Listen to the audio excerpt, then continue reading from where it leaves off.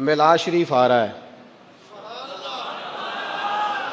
ادھر دیکھو میری طرف، میلاد کرنا ہے تو پورے ذوق سے کرنا ہے، اس کو نہ تھوڑا کریں، تھوڑے خرچوں والا کریں، لیکن پیار سے کریں.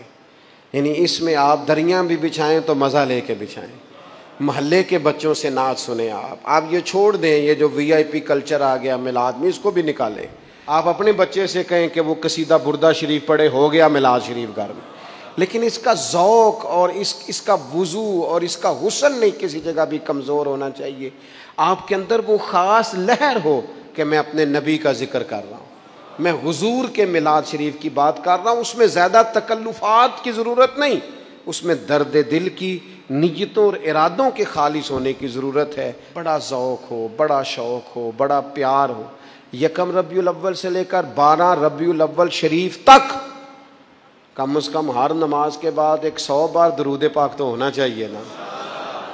کم از کم ہمیں ہر روز سوتے وقت 3 نعتیں تو سن کے سونا چاہیے نا ربیع الاول سے. ہمیں کم از کم یہ پورا مہینہ حضور کی سیرت پاک کا اور سنت پاک کا روز کا ایک باب کا درس تو سیکھنا چاہیے نا.